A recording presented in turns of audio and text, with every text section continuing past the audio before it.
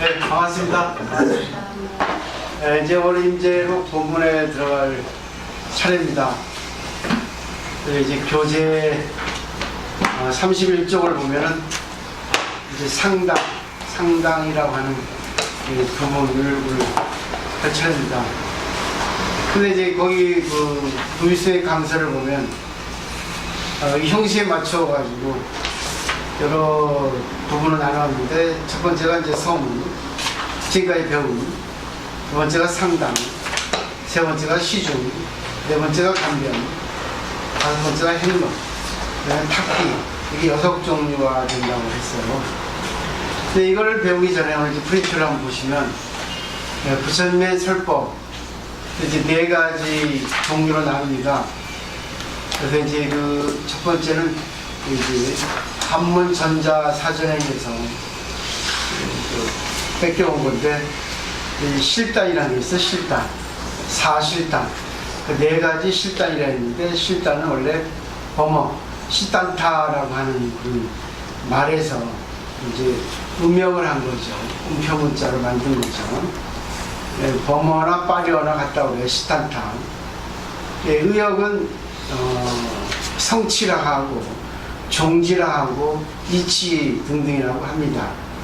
그 번역 그 해설을 보면 부처님이 중생을 교화하고 제도할 때 그 가르침을 이제 4가지 범주로 나누었다 했는데, 그 4가지가 세계실단, 각각의 실단, 대치실단, 제1의 실단, 이렇게 4가지 실단, 그래서 사실단이라고 하는 겁니다.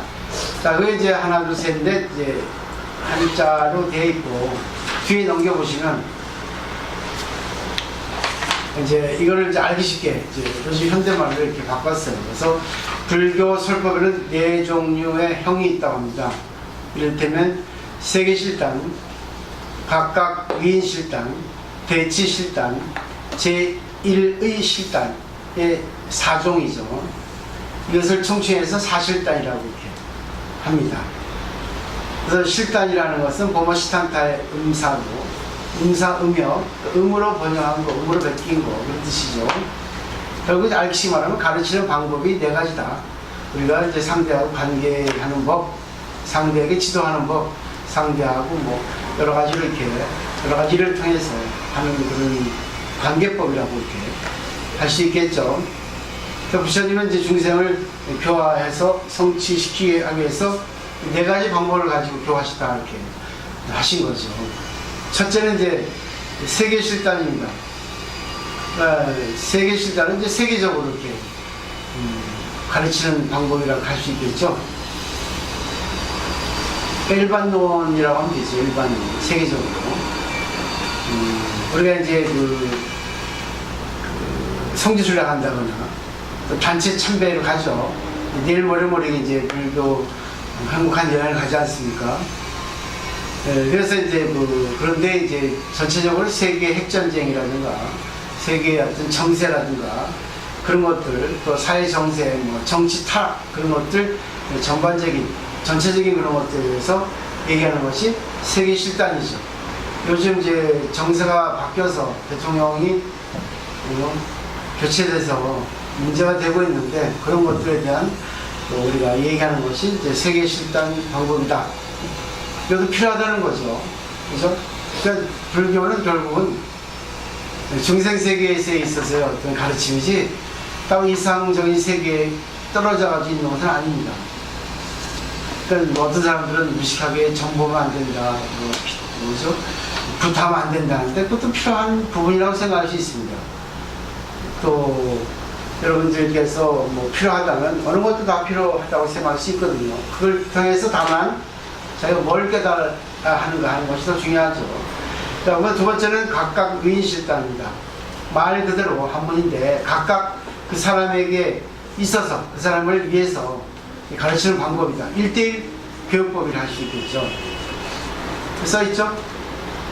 그래서 그러니까 각각 위인실단은 상대에게 맞는, 그러니까 그런 말이 있거든요. 근욕성이 수, 한문인데 상대의 근기, 상대의 어떤 능력, 상대의 수준, 또 상대의 욕망, 또 상대의 성격, 급하냐 빠르냐, 느긋하냐 비열하냐 관대하냐, 그래서 근력성, 상대의 근기, 상대의 욕망 정도, 상대의 어떤 성품, 그것이 다 다르다는 뜻입니다. 다를 숫자, 한문으로. 그 때문에 상대와 관계할 때 그거를 모르면 내가 상대에게 아무리 법을 설해도 법이 들어가지 않는다는 거죠. 그래서 지피지기 백전백승도 그런 말이겠죠. 세 번째는 대치실단입니다. 결국 그 사람이 무슨 고민, 무슨 문제를 갖고 있나, 대치, 상대에서 치료해준다. 그래서 대치실단이라는 거예요. 이 때문에 상담의 요법은 그 상대가 얘기하는 걸 들어주고, 상대가 뭘 원하고 있는가, 뭘 고민하고 있는가, 저 사람의 어떤 성장 과정, 지금 교육 정도, 그분의 생활 수준, 또 지금 어떤 뉴스를 갖고 있는가 하는 것을 다 알아야지만이 그 사람에게 대치해서 그 사람에게 말을 해줄 수 있겠죠. 그러나 제1의 실단은 제1이니까 최고죠. 진리죠.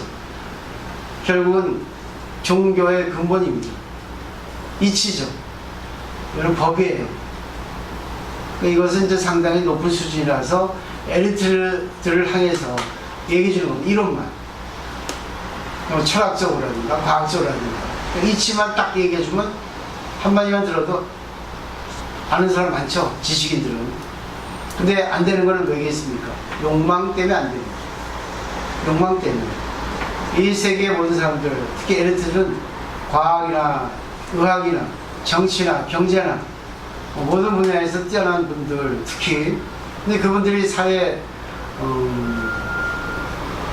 폐단들을 일으키고 정말 안 좋은 일들을 많이 하는데 그것은 결국은 자기 욕망 때문에 자기만 좋으면 된다. 그리고 누군가를 아무식으로 이 세계의 이치를 진짜 모르기 때문에 그런 감정에 휘둘려서 자기 이성을 죽이는 꼴이 되는 거죠. 그렇게 되버리면 배운 것이 오히려 더 독이 될 수가 있습니다.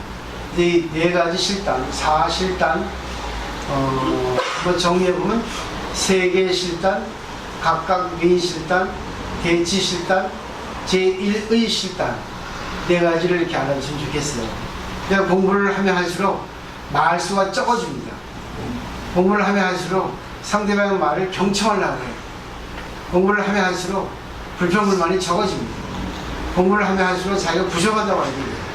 공부를 하면 할수록 모든 것을 통해서 배운다. 그런 자세가 됩니다. 근데 공부를 하면 할수록 이뻐지는 거예요.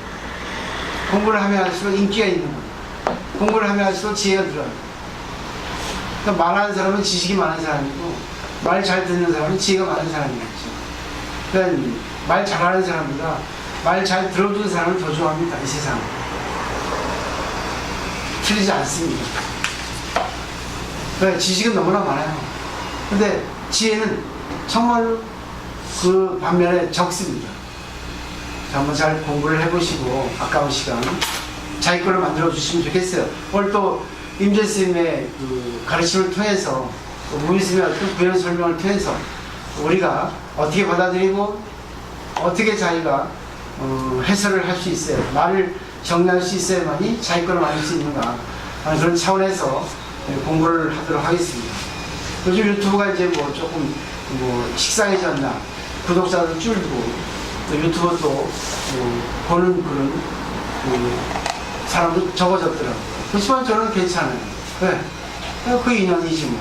근데 지금 내가 그걸 갖다가 돈을 벌고자, 인기를 얻고자, 그것보다는 이런 것도 있습니다.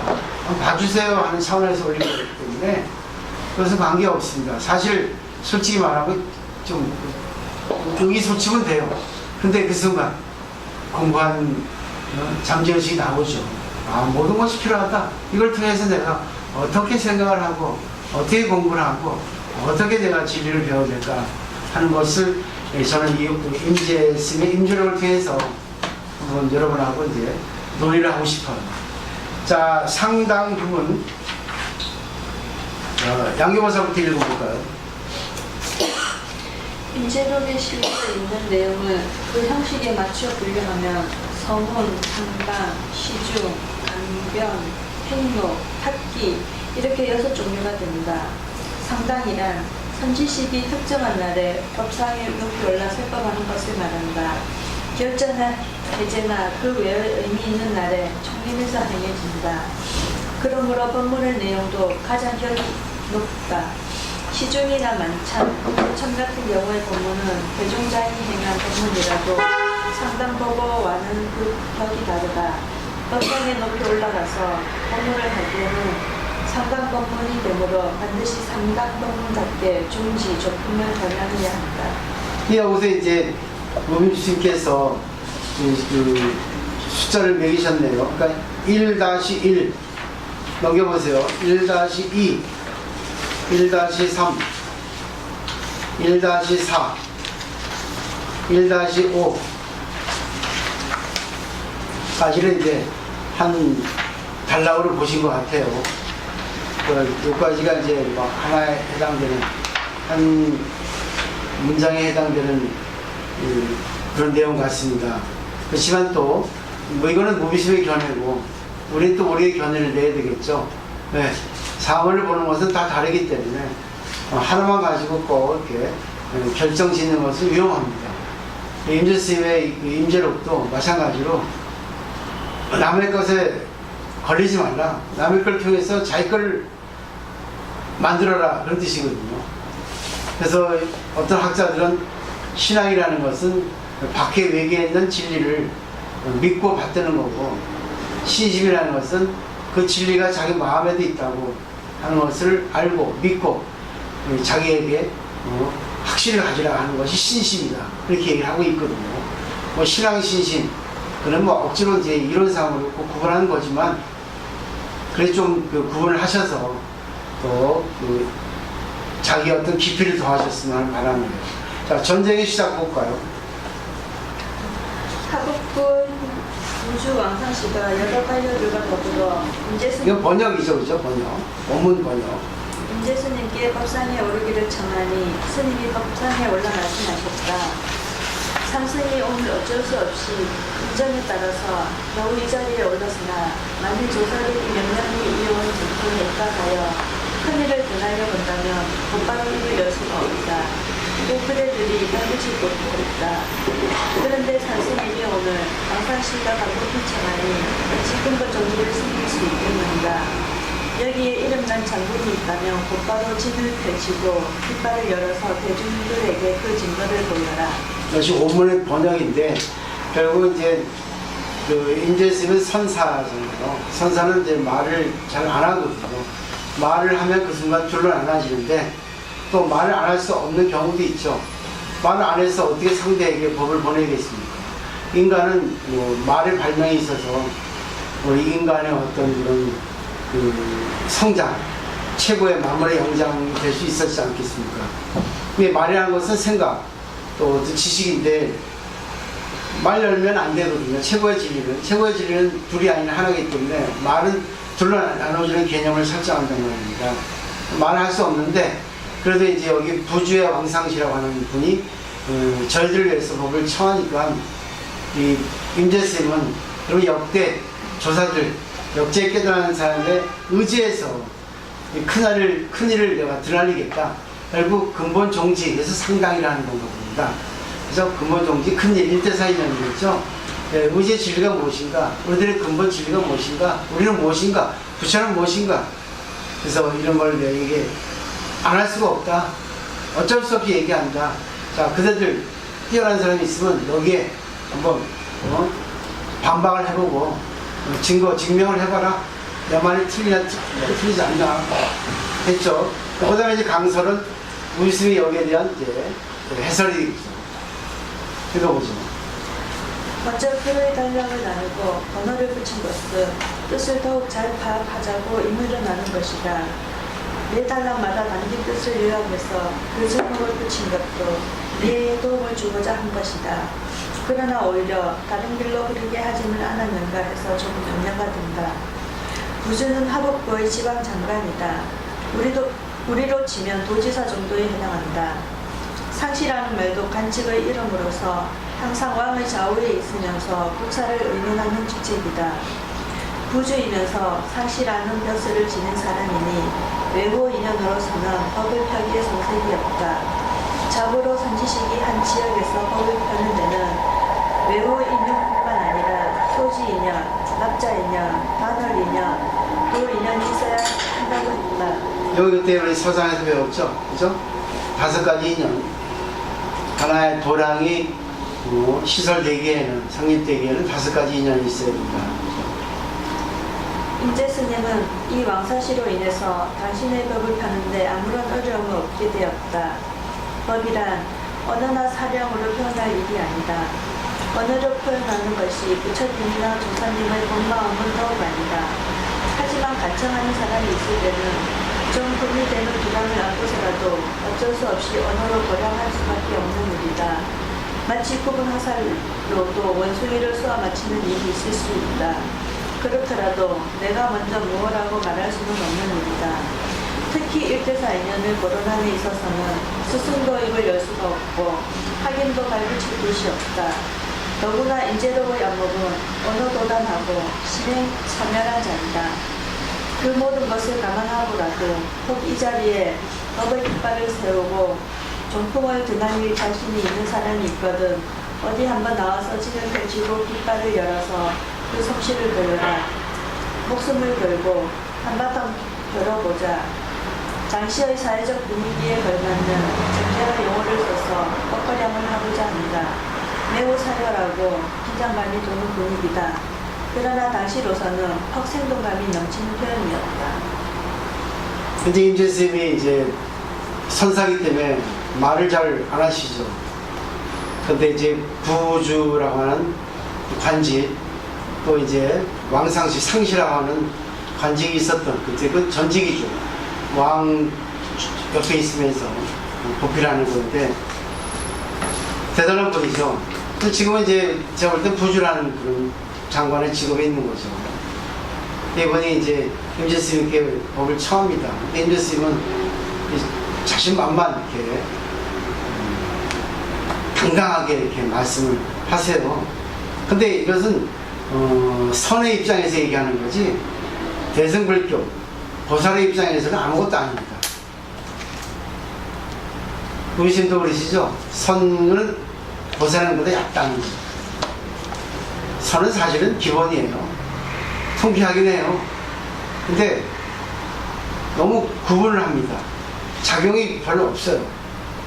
작용이 있는 것도 어쩔 수 없이 임재 스님도 인연에서 작용을 했죠. 근데 법화경에서는 불청지사라고 나와 있거든요. 청하지 않는 스승에 대해서 상대를 위해서 해준다는 거죠. 상대가 받아들이든 안 받아들이든 관계없이 상대를 위해서 내가 먼저 해준다는 거예요. 저는 가장 알기 쉽게 얘기하는 게 그겁니다. 내가 일본에 갔다 오면 일본에 너무 좋았어요. 자기가 예를 들면 이제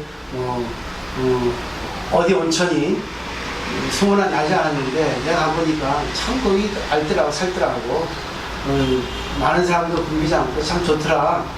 네가 만약 그 지방에 여행을 간다면 일본에 꼭 한번 가봤으면 좋겠다 하면 이게 바로 불청지사입니다. 아시겠죠? 너무 좋아서 상대에게 얘기하지 않으면 못 사는 거예요. 근데 선사는 정이 없습니다. 상대가 먼저 원하지 않으면 해주지 않아요.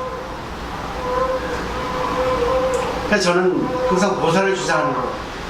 스님이지만 선사의 체질은 맞지 않아요. 근데 선사의 체질도 있습니다. 어떨 때는 강하게 때리잖아요. 아주 제가 독소를 하지 않습니다. 그래서 저를 별로 안 좋아하는 사람이 많아요.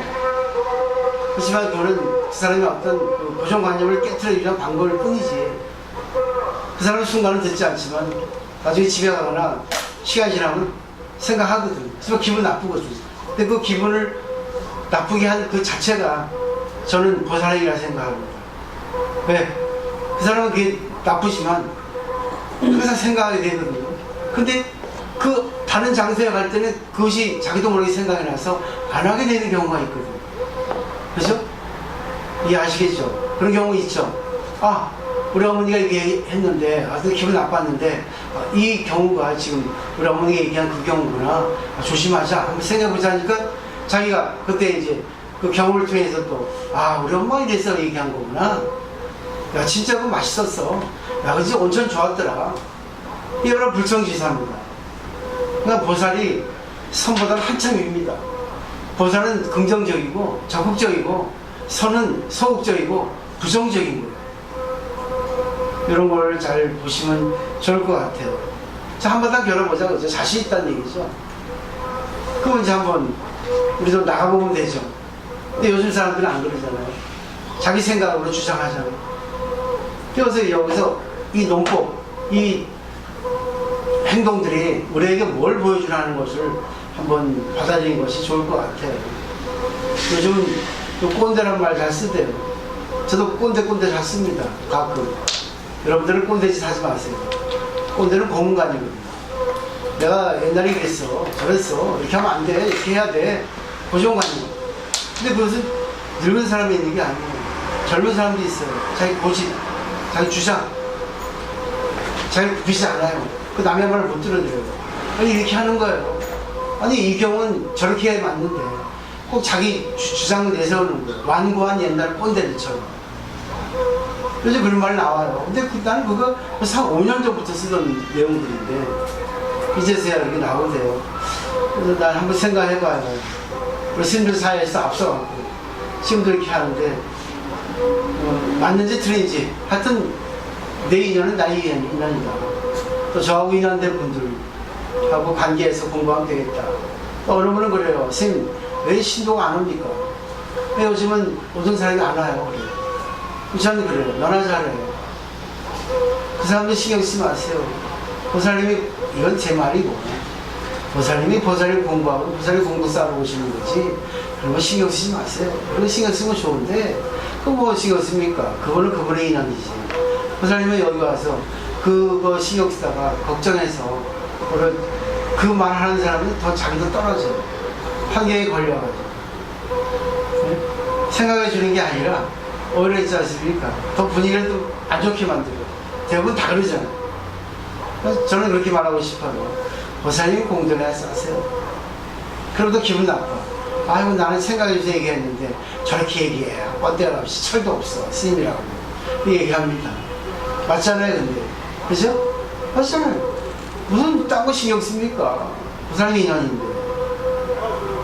아니 식당 가도 그래요. 오늘 손님 없습니까? 신경 쓰지 마세요. 그냥 맛있게 드시고 하시면 되지. 손님 많을 때도 있고 없을 때도 있고. 근데 사실 그래요. 유명무실한 말도 있습니다. 손님 많은데 우리가 들어가게 돼 있어. 근데 의외로 맛없는 데가 많아. 손님 없는 데 들어가는데 야 진짜 맛있냐는 경우도 있어. 당기버섯 기억나나? 광안리 왔을 때. 저 옆집에 손님 많은데 손님 없으니까 신경 안 씁니다. 주인이 그러잖아요. 자신만만한 거예요. 역시 맛있더라고요. 그때 인연이에요. 그러니까 내가 목적을 가지고 내가 즐기면 되는 거지. 뭘 신경 쓸 필요 있나 이거예요. 또 어떤 신도는 그래요.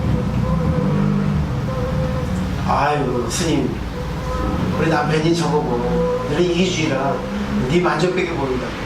그런 신앙하지 마라 이렇게 해서 걸려가지고 밤새 잠도 못 자고 아침 밥도 못 먹고 그냥 왔습니다. 아니, 왜요? 하니까 그렇게 부정적으로 얘기하니까 난 행복을 찾기 위해서 했는데 나는 내 마음대로 한다고 했는데 남편은 부정을 하더라고요. 근데 어느 스님이 그러는 거예요. 역시 스님 대단합니다. 신앙은 자기 기쁨, 자기 만족이죠. 더 이상 뭐가 필요합니까? 대단히 멋진 말씀이죠. 남편도 그거 기뻐하는 겁니다. 당신이 그렇게 신앙하는데 당신 만족이니까 그런 이제 그거를 만족하고 나서 나에게 좀 줘 하는 차원에서 얘기하실 거란 말입니다. 그죠? 근데 그게 걸리지 말고 칭찬했다 생각하면 되는데 그 말에 걸려서 부정했다 생각하고 이런 사람이 거의 많아. 이해하시겠죠? 그러니까 사물을 볼 때 어떻게 보고 어떻게 받아들이냐 다 달라요. 그러니까 사물을 받아들이는 사람을 보고 그 사람의 성격이 나오고 그 사람의 생활 패턴이 나온다고. 이게 바로 불교 공부예요. 긍정적인 면을 찾기도 하고 부정적인 면을 찾기도 해. 그럼 긍정적인 면을 찾아서 기뻐하고 부정적인 면을 찾아서 내가 좀 열심히 더 해야겠다 생각하면 보살이야. 내가 남편에게 좀 덜 했구나. 나는 참 좋은데 나에게 좀 더 해달라는구나. 그래서 원래 앙스러워지잖아. 맨날 나보고 도망가지. 그게 좋으면서도. 그래, 다른 신도들보다 내가 더 엄하니까, 다른 신도들보다 내가 조금 덜 해주니까 좋으면서 싫은 거야. 좋으면서 어려운 거지. 한번 좀 생각을 해보시고 이 글을 보시면 결국은 그 선에서 얘기하는 거는 자기 것 찾으라는 거야. 남의 것 신경 쓰지 말고 네 거 먼저 찾으라는 거야. 그게 바로 전제. 정답은 아니에요. 거기서 이제 자기라고 받아들이면 자기 정답이 나오겠지. 그래서 옷 입는 것도 그래요. 오늘 또 검은 거 입고 오셨는데 아이고 핑크에 웬일로 검은 것도 어머니 사주셨나? 네. 아이고 어머니 어서 못 살아. 그대 없으면 못 살아. 나 혼자서는 못 살아 어머니. 그죠? 네. 잘 사주세요 어머니. 어제도 맛있는 거 먹고. 그렇지 않겠습니까? 왜냐하면 솔직히 오빠 살기 신경 써야 돼. 맨날 앞에서 의식을 하기 때문에. 목욕 안 하면 땀질하면 안 돼. 농담이고. 왜냐면 이제 그게 의례라는 게 있잖아요. 예식이라는 게. 학교 다닐 때도 대대장 해봤으니까 우리 결혼 시간 있었잖아. 네. 있었나 그 지혜모사님 있었나 그때도? 그리고 그 여자들 대대장 보면 그냥 물어봐 하잖아. 그죠? 그 너무 멋지지 않습니까? 그래서 약간 예복이 좀 필요할 때가 있다는 거예요. 그래서 너무 비싼 거 말고 지금처럼 이렇게 어머니 신경 써주세요. 맞죠 어머니? 이제 말은 어렵지만 어렵지 않죠. 자, 근데 이제 불교의 대의를 이제 지경모사 읽어 여기서부터 이제 공부가 시작된다고 할 수 있겠죠. 읽어보죠. 불교의 대의. 한 스님이 물었다. 무엇이 불교의 대의입니까? 임재 스님이 곧 화를 하시고 그 스님이 절을 하였다. 임재 스님이 말씀하셨다. 이 스님과는 법담을 나눌만 하구나. 강설. 여기서 내용이 행동이잖아요. 두 분의 관계잖아요. 그러니까 어느 한 제자가 불교가 무엇입니까? 불교의 진짜 뜻, 불교 적적 대의, 불교 대의. 그러니까 이제 일제사의는 무엇입니까? 하니까 이제 화를 했죠. 그죠? 그러니까 그 스님이 거기서 놀래잖아요. 근데 절을 했단 말입니다. 그 모르신 분이. 그래서 임재 스님이 칭찬했죠. 너는 법을 나누면 하고. 여기서 있잖아요, 여기서. 요거를 볼 때, 우리가 일반 생활을 할 때, 관계를 보세요. 상대가 주장할 때, 상대하고 관계할 때, 그걸 한번 생각해 보시면, 이 내용이 조금 드러날 수 있다고 보거든요. 일단, 무이스의 강설을 보죠. 강설. 청천백일에 천둥치고 번개치는 일이다. 임재 장군의 막하에 목숨을 담보로 녹슨 칼을 비껴들고 하늘을 덮는 기대로 바람을 몰아가며 뛰어나온 장수가 있다. 관우인가 장비인가 제자료인가. 불교의 대의가 무엇인가? 하일이다. 참 간단하다. 일도 필삼의 건법이다. 학자는 이 하를 부처와 부처끼리 통할 일이고 건국이 침행할 바가 아니라고 말한다. 여기서 하리라면 말이 끊어진 자리예요. 그래서 우리가 가장 알기 쉬운 거는 대승기준론에서 그렇죠. 그 진여를 얘기할 때 진여는 모든 것이 진실하니까 진이고 모든 것이 동등하니까 같으려다. 진여라고 딱 붙였어요. 근데 이 진여라고 얘기를 쓰니까 다른 것은 거기다 말을 붙일 수가 없어. 우리가 관계할 때 막 이렇게 여러 의견이 나오고 시끌시끌합니다. 그때 한 사람이 야 시끄러워 조용해 이 한 소리로 자중이 조용해지죠. 그런 논법이라 생각하시면 돼요. 할이라는 것도 그러니까 더 이상 모르는 거 다 끊어버려 해가지고 충격요법이라고 볼 수 있겠죠. 그렇게 생각하시고 보시면 좀 더 이해가 쉬울 겁니다.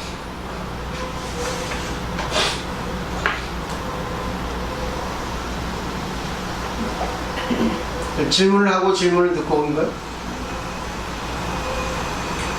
혹자는 이 하를 부처와 부처끼리 통할 일이고 번복이 측량할 바가 아니라고 말한다. 하지만 사실 그렇게 복잡할 까닭은 하나도 없는 것이 불교다.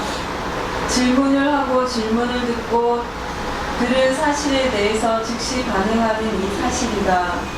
여기에는 처음도 끝도 오직 활발한 사람이 있을 뿐이다.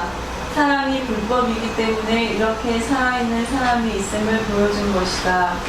한 번이 하의 소리에 6종 18장으로 진동하였다. 삼신과 사지와 팔의탈, 육신통이 이 할에 다 있다. 얼마나 많은 사람들이 이 불법 대의에 목숨을 걸었던가. 또 얼마나 많은 사람들이 이 불법 대의에 인생을 걸었던가. 한량없는 세월 동안 인생을 걸고 목숨을 버린 일이 무량무수 아승지일 것이다.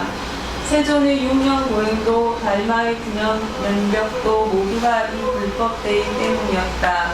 할이라는 그 한마디 그렇게 간단한 것을 위하여 임재할 격산방이라 하여 임재 스님의 불법 가풍을 흔히 할로 설명하는 연유가 여기에 있다. 임재 스님이 묘화를 편 이후부터 오직 할과 방으로 학인들에게 보였다. 그래서 내방하는 사람이 눈에 들어오기가 바쁘게 곧바로 할을 하였다. 어느 비구 스님들이 선원에서 여름 안거를 마치던 날이었다. 차를 마시면서 입승 스님이 여름 한철을 공부한 소감을 물었다. 부참 스님들로부터 돌아가면서 이런저런 소감들을 이야기하다가 탁자 밑에 앉아있는 어느 초심자의 차례가 되었다. 그 스님 말 나는 할이요 하고 기어들어가는 목소리로 겨우 말했다. 순간 큰 방이 온통 박장대소 하는 웃음바다가 되었었단다. 연필 깎는 주머니 칼을 들고 그 무서운 싸움터에 나온 것이다. 그 이야기가 얼마나 오랫동안 즐거운 공양이 되었는지 모른다. 그도 또한 불법의 대의를 아는 사람이리라. 임재 스님의 법을 전해받은 법성들은 최소한 이렇다. 스님들이 법문에는 의례 할이 따른다. 심지어 한 생녀의 연결을 구하는 장례식장에서도 할이 난무한다. 할을 하고 싶어서 몸살이 난 것이다. 불교의 대의이기 때문이다. 임재 스님의 흉내를 낸다 하더라도 너무 심한 정도다. 자, 여기까지 이제 보셨는데, 지혜무사는 뭘 느끼세요, 여기서? 이제 우리가 이제 임재 스님 그 원문만 보면은 뭐 이해하기 어렵지만, 우리 스님이 또 친절하게 이렇게 설명해 주셔서 우리가 많은 힌트를 얻습니다. 여기서 이제 그냥 자신 느낀 거. 그래서 우리 스님이 이제 한 달락씩 이렇게 나누고, 거기에 소점을 붙이는 것 같아요. 자상하게, 친절하게. 저도 이렇게 하고 싶습니다. 그래서 하려고 노력을 하죠. 아니, 우리 지금 하고 있죠. 글자로 쓰질 않았을 뿐이지. 우리 지금 작업을 하고 있죠. 매일같이. 유튜브도 올리죠. 그것이 틀리든 맞든 그 관계 없습니다. 우리의 어떤 공부니까. 뭘 느끼세요? 이게 뭐냐면. 여기 임재 스님이 사람이 불법이기 때문에 라고 해서 해석을 했지 않습니까? 그러니까 이 스님이 불교의 대의를 물었을 때 할이라고 대답하는 그 사람, 그러니까 살아있는 사람 자체가 보통 우리가 말하는 불성이 있고 부처님이고 뭐 다 그런 것이지 어디 뭐 이론이나 뭐 그런 고초한적인 것이 불교의 큰 뜻이 있는 건 아닐까. 그냥 살아있는 사람이 보통 우리가 살고 있는 이 현실, 그 현실에서 느끼는 고뇌, 그런 것들 속에 다 불교가 있는 것이지 별다로 있는 것이 아니다. 살아있는 사람, 그 사람이 살고 있는 그 현실, 그 자체가 다 불교의 그 가르침, 대의, 그런 것들이다라고 하는 것 같습니다. 와, 말 잘해. 지금부터도 맨날 옷을 갈아입는데 속옷도 왜 갈아입나? 왜 샤워하지? 두 번? 세 번? 이거 다행이지. 오늘 비가 내려서 감사합니다. 근데 보면은 우리가 원하는 것은 이렇게 오기도 하고 안 오기도 하잖아요. 근데 우리는 원하는 것을 빨리 오기를 바랍니다. 근데 원하는 것이 빨리 오면 감사가 적어요. 근데 원하는 것이 빨리 오지 않으니까 비에 대한 감사, 아마 거의 모든 사람들이 야 비다 했을 겁니다. 평소에 비가 내리고 쉬는 사람은 야 구시구시 비가 오네 하는 사람이 있을 텐데 거의 아마 어느 누구도 관계없이 야 비 내린다 했을 겁니다. 전국에서 다 그죠? 반가운 비다 했을 겁니다. 저는 그래요. 오랜만에 그렇게 우리가 평소에 무심하게 살고 있는 그런 것들에 대해 감사, 바로 가장 중요한 게 남편 아니겠어요? 사람으로 본다면 공기고 모든 것에 의해서 우리가 살려지고 있다는 거, 그것을 생각하는 것이 오늘 이 내용 아닐까. 그러니까 할 쓸데없이 신경 쓰지 마라. 난 이게 살아갈 수 있어. 많은 사람 덕분이야. 뭐 이런저런 이론이 뭐가 필요 있어.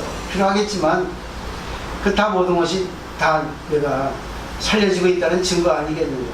참 말씀 잘하신 것 같아요. 또 다른 의견이 있습니다. 여기서 이 의견을 얘기하다 보면 의견을 들으면서 나도 많이 듣기 배우거든요. 여기 보세요. 얘기하고요. 네? 얘기하고요. 미술치지 말고. 마음대로 해, 마음대로. 책은 죽은 거야. 그래서 보면 불교의 내가 무엇인가 했는데 그렇게 복잡할 까닭은 하나도 없는 것이다. 처음부터 오직 사람이 있을 뿐이다. 모든 것이 인연이 있다. 아, 이거 네. 지금 본 사람 똑같네, 40대라. 네, 인연이다. 인연이다. 네. 인연이야. 인연밖에 없어. 그러니까 그 인연은 결국은 변하거든. 그 인생에 의미 없어. 인생에 목적 필요 없어. 물론 목적 의미 있지. 근데 그게 다 인연에 의해서 생기는 거지. 자기 생각대로 어떻게 되지는 건 아무것도 없어. 그러니까 인연 따라가는 거야. 어디서 자기 어떤 목적, 자기 어떤 희망, 꿈을 꾸고 가지만 거기에 노예가 되지 말고, 그 미래이기 때문에. 미래는 없거든. 현재 이 순간 내가 꿈을 향해서 가는데 만약에 그게 안 되면 좀 돌아가기도 하고 쉬었다 가기도 하고 빨리 가기도 하고 어릴 때 울기도 하고. 그러니까 거기에 무슨 쓸데없는 네가 얘기를 해. 네 각주도 알지 마. 헐! 야, 쓸데없는 얘기 하지 마. 내 인생은 나의 것이야. 미래경이야. 그렇지? 근데 내 인생은 나의 건데 상대가 없으면 내가 존재할 수 있겠어? 그러니까 그 인연이라는 거는 변하기 때문에 변한 거에 따라서 내가 한번 받아들이는 거지. 또 받아들이는 게 깊을수록 자기 성장이 되죠. 그러니까 빨리 해결되면 감사가 없어요. 빨리 해결되지 않아야지만 공부가 깊어져. 그죠? 아픔도 깊어야지만이 그 아픔을 잊지 못하기 때문에 그 아프지 않으려고 노력을 하잖아. 그래서 아파본 사람은 건강해져. 일병식재, 다병식재라는 말이 있거든. 병이 없으면 오히려 건강은 또 안 좋아. 돈에 감사, 건강에 감사, 사람에 감사. 감사가 없는 사람은 어쩔 수 없어. 늘 밖을 향해서만 가거든. 남주 목사님 어떻게 일본 다녀오셨는데 어떻게 해요? 오늘 공부하니까 어때요? 공부 못해가지고 힘들었죠? 전부 공부 소재로 삼았습니까? 근데 일본에 가서 일본 절을 몇 군데 갔는데 제 느낌인데 우리나라 큰 절에 가면 목당에 스님이 드러나 있잖아요. 환하게 우리가 다 볼 수 있게 완전히 드러나 있는데 일본 절은 가니까 목당 저 안쪽에 부처님이 까맣게 드러나지 않아. 우리가 함부로 볼 수 없겠더라고요. 왜 절마다 다른 건지 다 다르죠. 그게 이상하고 또 우리 절에 스님이 토요법회 때문에 이렇게 꽃을 꽂아놓고 했는데 정말 소박하게 일본 절에는 가면 꽃분에 꽃이 조그맣게 너무 소박하게 화려하지 않게 꼽혀있더라고요. 우리하고 절 문화가 참 차이가 많이 달라요. 나구나. 그 나라의 문화입니다. 일본은 저녁 되면 이 카트를 쳐요. 예, 이거 또 완전히 이렇게 우리하고 동떨어지게 이렇게. 문화 차이입니다. 근데 그게 또 이치가 맞아, 사실. 왜냐면 우리나라는 뭐 무조건 다 부처라는데 아니거든. 그 죽은 부처, 산부처, 뭐 병 앓는 부처, 뭐다 부처인데 부처가 얘기하면 좀 좋은 부처가 돼야 되잖아요. 부처는 약간 신비스러움이 있어야 되고 어떻게 보면. 신비스럽게. 근데 또 그것도 종파마다 달라요. 거기도 일본도 여러 사람이 있기 때문에 여러 생각이 있어서 다 똑같지는 않아. 종파가 수없이 많잖아. 그러니까 사람이 많으니까 많은 생각이 있어요. 그런 걸 우리가 이제 많이 보고 배우고 응용을 해야 되겠죠. 내년에 좀 같이 단체로 갔으면 좋겠네, 일본. 뭐 여유가 된다면 100만 원이면 되지 않나? 저가 항공을 잘 활용하니까 그렇게 큰 돈 안 들이고 갈 수 있어요. 그럼요. 그래도 뭐 10명이면 뭐 패키지야. 패키지 아니더라도 10명이면 가이드 한 명 붙거든. 우리 스님들이 여행 갈 때는 10명이면 꼭 한 명 그 가이드가 붙어요. 편하게 할 수 있어요. 그 일본 우리가 할 때 보통 한 100만 원 전후로 하면 가더라고. 2박 3일 정도. 그 알차게 뭐 절, 그리고 뭐 거기 문화, 도심, 뭐 온천, 이게 몇 개 정해서 가면 좋죠. 1인당 잘하면 50만 원 정도면 그 정도 저가도 항공이 그래, 저가하고? 왜냐면 아유, 지금 옷을 저가한 거 사면 되나? 고가인 사람이. 일본에 할수 50면 돼? 50이면 돼요. 그 정도는 보통 되는 걸로 우리 아가씨도 자주 가는 데고 그런 거 저가하고 이용하고 얘기해서 한 50만 원. 우리도 한때 내년쯤에 행복한 여행에서 이렇게 하면 될 것 같아. 한 10명 기준으로, 15명이나. 해가지고 알차게 한번, 좀 계획을 짜보면 좋을 것 같아요. 어머니도 모시고 가요. 그거 쉽잖아. 뭐, 우리 가봐야 여기 뭐, 오사카나 아니면 뭐, 어디입니까? 교토나. 아니면 저 후쿠오카, 가까운 후쿠오카, 1시간도 안 걸리거든. 후쿠오카 그 저기 학가다나, 고쿠라나. 많아, 좋은 데 많이 있어요. 꼭 온천으로 갈 필요 없거든요. 온천은 뭐 우리나라도 많은데 못하러 온천이니까. 문화가 더 중요한 거지. 그러니까 절, 그리고 거기 이제 거기 도시, 그런 문화. 또 뭐 여러 가지가 있겠지. 여기서 이제 오고살이 3번 묻고 3번 맞았다 볼까요? 3번 묻고 3번 맞았다. 스님이 물었다. 선사께서는 누구 집의 노래를 부르며 어느 분의 종풍을 이었습니까? 임재 스님이 말씀하셨다. 나는 황벽 스님 처소에서 3번 묻고 3번 얻어맞았다. 그 스님이 우물쭈물 머뭇거리자 임재 스님이 칼을 하고 뒤이어 내려치며 말하였다. 허공에 말뚝을 박을 수는 없느니라. 반설 임재 스님은 황벽 스님의 법을 이었다. 황벽 스님은 백장 스님의 법을 이었고 백장 스님은 마조 스님의 법을 이었다. 마조 스님은 남학 스님의 법을 이었고 남학 스님은 육조 해능 대사의 법을 이었다. 이렇게 설명해야 할 것이지만 나는 황벽 스님 처소에서 3번 묻고 3번 얻어맞았다라고 하여 자신의 전법 내력을 여운이 있고 의미심장하게 밝혔다. 불법이니 종풍이니 하는 것이 무엇인가? 임재 스님이 황벽 스님에게 가서 불법의 대의를 물었는데 황벽 스님은 다짜고짜 20대의 몽둥이로 임재를 후려쳤다. 그렇게 간단히 불법을 열어주고 보여주고 깨닫게 해주고 불법 속으로 들어가게 해주었다. 이렇게 하기를 3차례나 묻고 3차례나 얻어맞았다. 이것이 그 유명한 삼도 발문, 삼도 피타인 것이다. 스승이 할 수 있는 것은 다 하였고 제자가 받을 수 있는 것은 다 받았다. 3번 묻고 3번 맞은 것은 황벽의 불법이며 또한 임재의 불법인 것이다. 따라서 부처님의 불법이며 역대 조사들과 천하 노화상들의 불법인 것이다. 묻고 때리는 이 사실 위에 성성역력하고 역력고명한 무위진인이 밝은 대낮에 여기 이렇게 빨가벗고 춤을 춘다. 허공에 막뚝을 박을 수는 없느니라. 그렇다.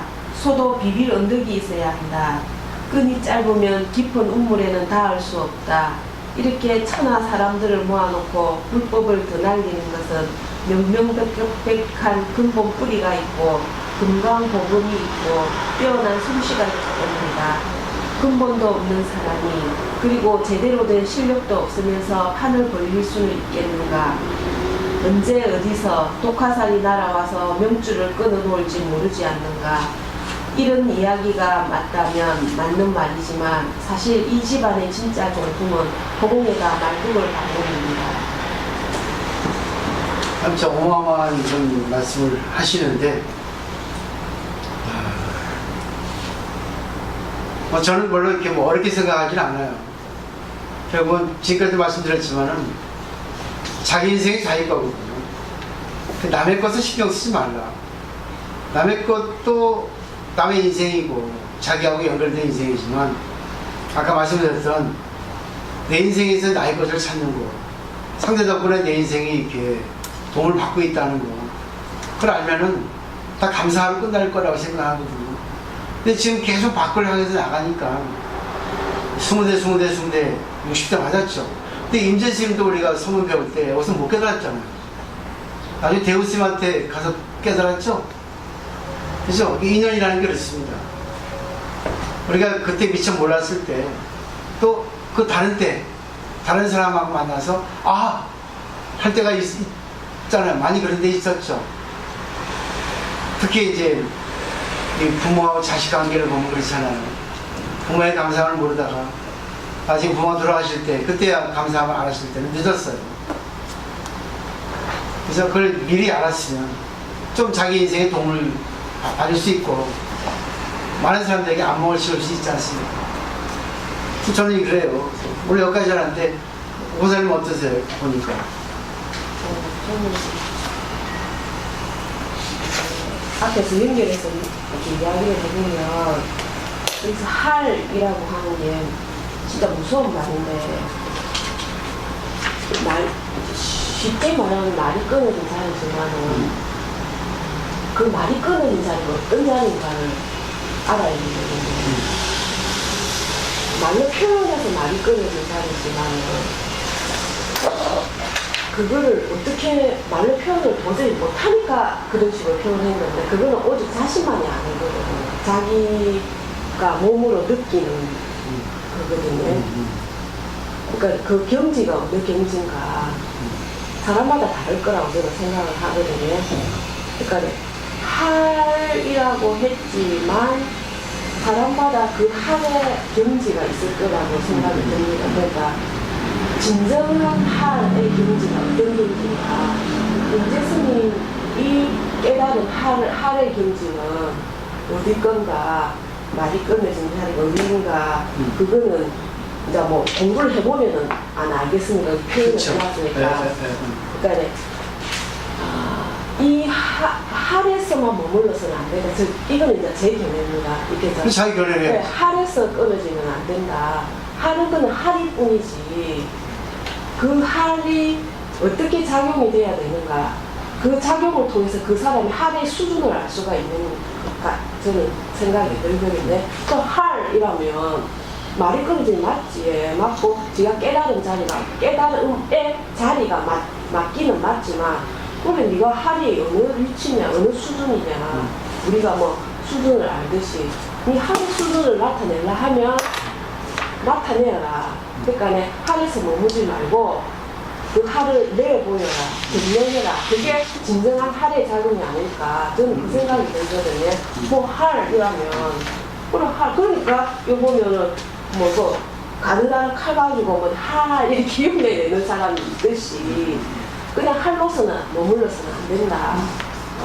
할의 강도, 할의 질을 나타내봐야 된다. 그게 개성불교의 작용이라고 저는 생각을 하거든요. 임재스님도 여기서는 머물러면 안 된다. 그래서 그걸 내보여야 증명을 해야 된다는 그게 느꼈고 여기 뒤에 편에 이제 보면 임재스님도 이제 세변 맞고 세변 하면서 그 깨달은 반대 스승 좀 제가 여기서 순간적으로 빗나간 말인지 모르겠지만 순간적으로 이제 느낀 게 근데 진정한 스승은 그 제자들이라 해야 돼. 자기하고 제자들한테 좀 시련을 줘야 된다 하는 생각이 들거든요. 그에 맞는 시련. 그렇죠. 맞는 네, 시죠. 그 시련에 뛰어넘어야지만이 지가 깨닫고 상승이 되는 것이, 맞춰줄 때도 물론 좋을 때는 맞춰줘야 되지만 그에 걸맞는 시련을 주라. 그게 진정한 스승이 아닐까 하는 생각이 들어요. 그러면 진정한 제자는 그 시련을 속에 들어가서 달게 받아서 자기 거를 만들어서 승화를 시켜야 된다. 그게 진정한 제자고, 그러니까 스승과 제자가 맞는다는 거지. 제가 그래서 이대스님도 3번 받고 3번 뭐 이래가지고 했는 것 같은데, 그 허공의 말뚝을 가질 수 없느냐 이랬다는 거지. 근데 저는 결론은 뒤에 말이, 우리 스님 말이 허공의 말뚝에 박는 일이 진정한 불법을 행하는 일이라고 생각을 하거든요. 허공의 말뚝을 박을 수는 없지. 그거는 자기 깨달음 가지만, 그거는 허공의 말뚝을 박을 수 있어야만이 그 깨달음에 펼치는 거다. 그래서 그래서 허공의 말뚝을 박아도 박은 흔적이 없으니까. 그래도 박은 흔적이 지금 다 없어요. 박고 있잖아요. 허공의 말뚝을. 집도 그렇고. 그래서 집도 지어주고, 뭐, 하수구도, 노랑도 만들어주고, 예, 그런 거기 때문에, 저는 허공에 말뚝을 박되, 오염시키지 말고, 쉽게 그냥 오염시키지 않고, 그때가 더 막 사람들한테 이익이 되는 허공의 말뚝을 박아라는 거지. 이익이 되는 말뚝. 설사 또 이익이 안 되는 말뚝을 박더라 하더라도 이익이 안 됐다고 깨닫고 허물고 다시 박는 수가 있더라도 말뚝을 박아야 된다. 그때 인연이네. 네, 그러니까 결론은 내 허공의 말뚝을 박아야 된다. 이 소리지. 지영호사는 저는 이게 앞에 해본 거고 비슷한 것 같은데요. 임재 스님이 한별 스님한테 와서 3번 묻고 3번 얻어 맞았잖아요. 그러니까 불법이라는 어떤 정지는 뭐 이론이나 뭐 이런 이렇게 휘황찬란한 것이 아니고 지금 맡고 있는 내 몸, 그 내가 아파하는 그 내 몸, 왜 나를 때릴까 하는 그 번뇌, 저 사람은 무엇을 날 가르치려고 하는가에 대한 번뇌, 그 자체가 바로 생각할 수 있고 깨닫고 을 수 있고 느끼려고 하는 이런 사람 자체가 바로 불법이라고 하는 황벽 스님의 그 대의 종지를 자기가 물려받았다라고 말씀을 하시는 것 같고, 그런 것들, 우리가 허공에다가 말뚝을 박을 수 없잖아요. 이런 나무나 이런 곳에다가 말뚝을 박아야지 되듯이, 뭐 이론이나 이런 뭐 휘황찬란한 뭐 이런 뭐 사상 이런 것보다도 지금 이런 나무, 그러니까 결국은 사람이죠. 이런 사람에다가 나무에다 말뚝을 밟듯이 그런 불법을 공부한다 한들 이 사람 자체가, 예, 그거를 받아들이지 않고 한다면 의미 없는 이론에 불과하다라고 하는 한벽 스님의 그 사람 자체가 불법이라고 하는 걸 받았다라고 하는 거고요. 그리고 제일 마지막에 보면 뭐 이런 이야기가 맞다면 맞는 말이지만 사실 이 집안의 진짜 정통은 허공에다 말뚝 박는 일이다. 그러니까 이런 한벽 스님의 뜻을 종지를 이어받은 임재 스님이긴 하지만 이것도 사실은 한벽이나 임재 스님의 종지일 뿐이지 또 이것이 정답은 아니라는 거죠. 허공에다 말뚝 박는 것처럼 이것 또한 사실은 정답이 아니라는 거지. 생각합니다. 각기 자기나 본상이 있다는 그런 얘기네요. 암정호사는 너무 좋은 얘기들을 그러니까 앞에서 다 얘기하니까 이하 동물하면 됩니다. 간단한 거야. 네. 뭘 어렵게 생각해.